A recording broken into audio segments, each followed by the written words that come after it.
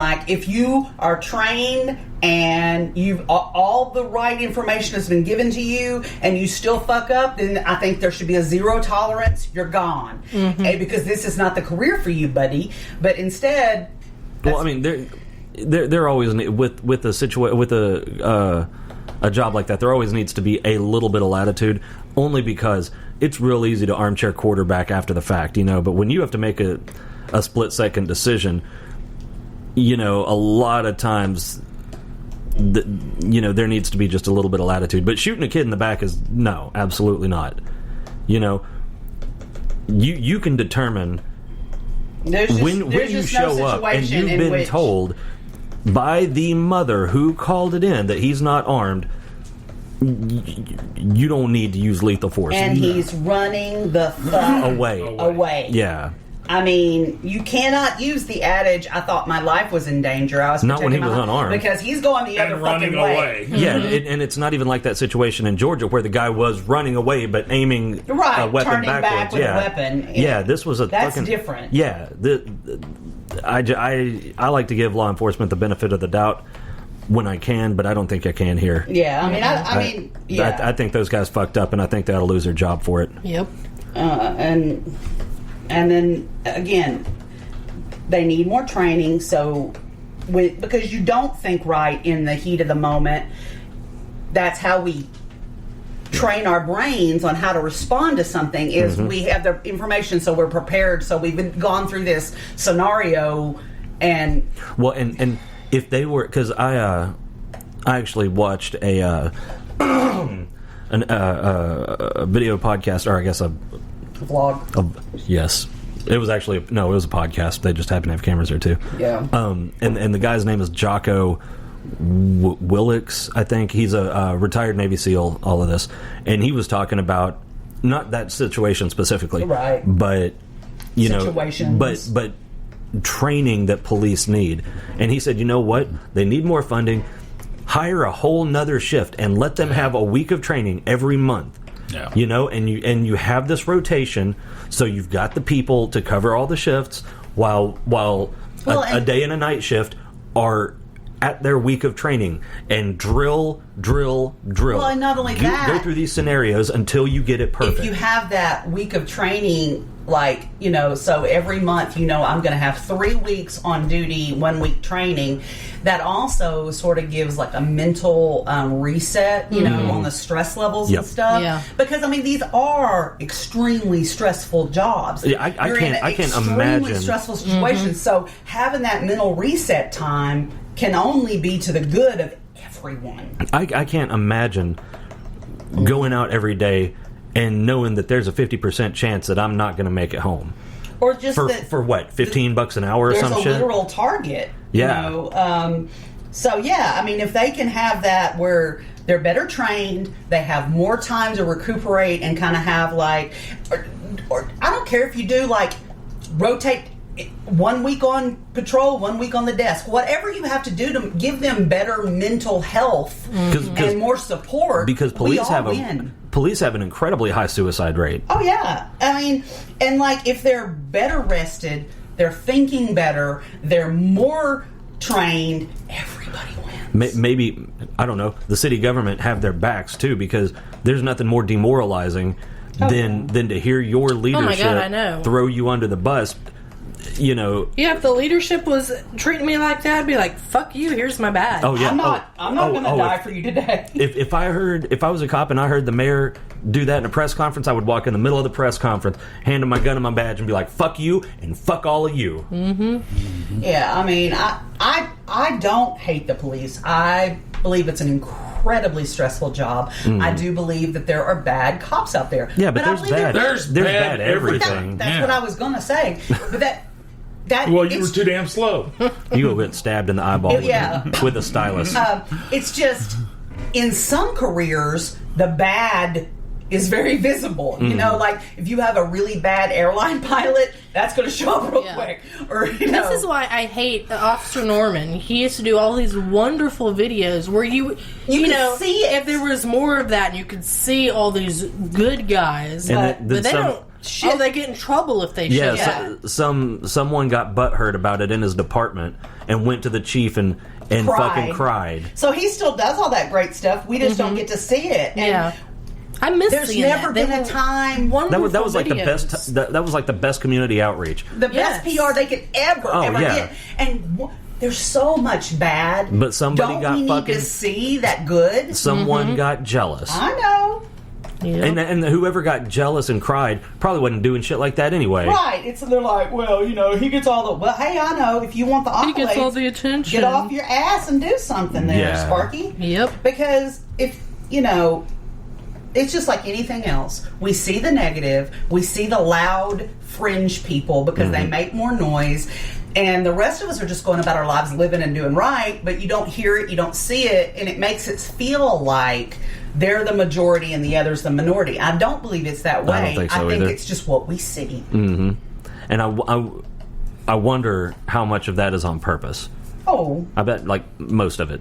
Yeah, I mean, well... Because you can't divide a population if you show everybody getting along. Right. Mm-hmm. And we're easier to control when we're fighting divided. amongst ourselves. I mean, it's like, it's rule number one of, conquering.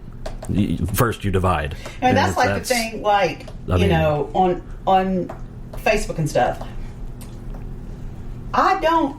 It's very, very rare that, because I know this is hard to believe, but my friends post stuff all the time that annoys the piss out of me.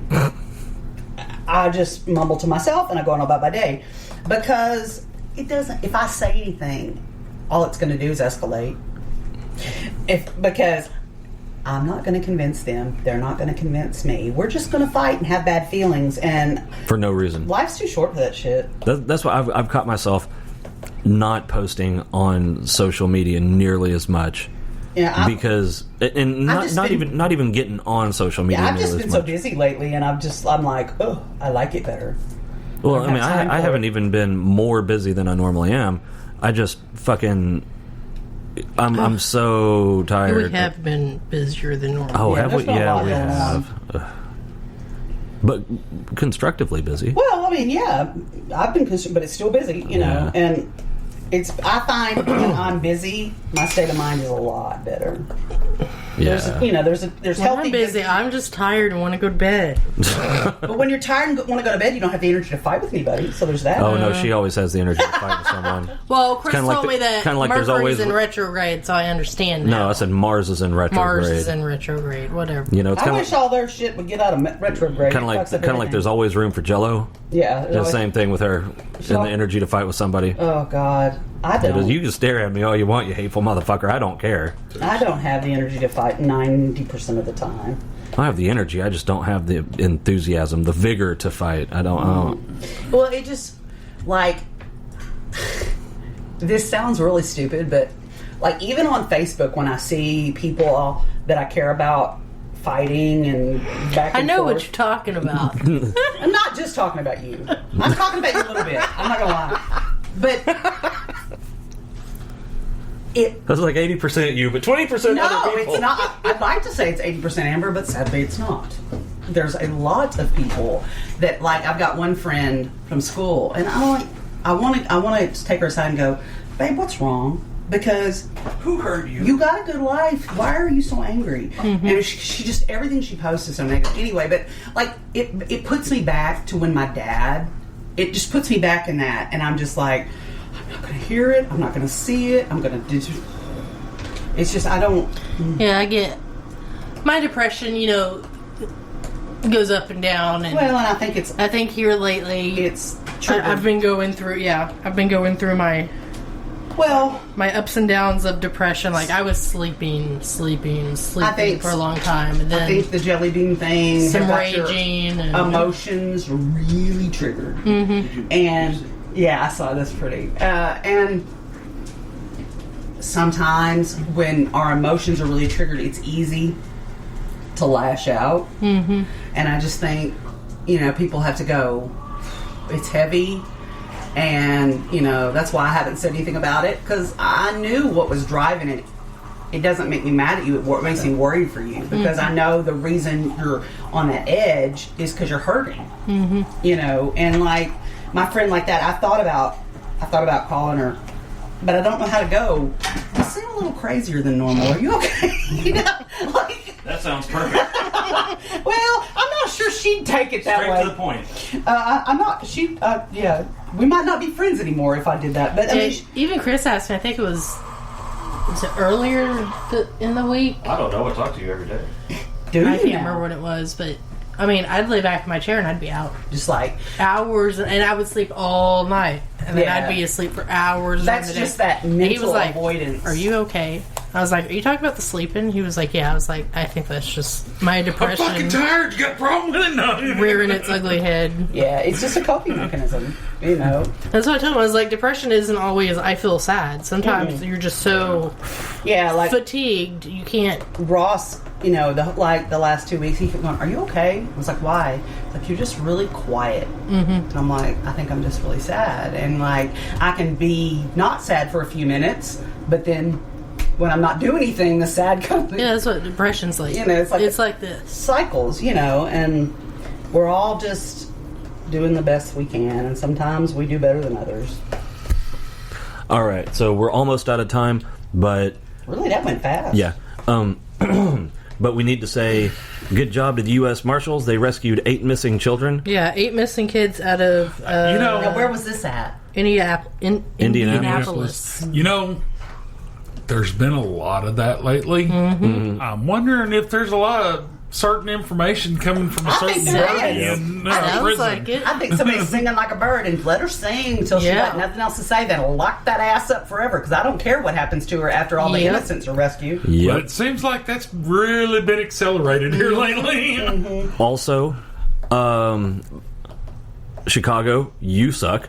God, what now? I'm afraid to ask. 50 people shot in Chicago over last weekend. Labor Day weekend. Are you fucking 50 kidding people. me? No. Yes. See, I've been so busy, I've been staying off 50 fucking everything. people. I hadn't heard a lot. But it's obviously because of their gun laws. Yeah. Obviously. Yeah. You know, because they have the strictest gun laws in the country. Mm-hmm. Yeah, how's that working? Yeah.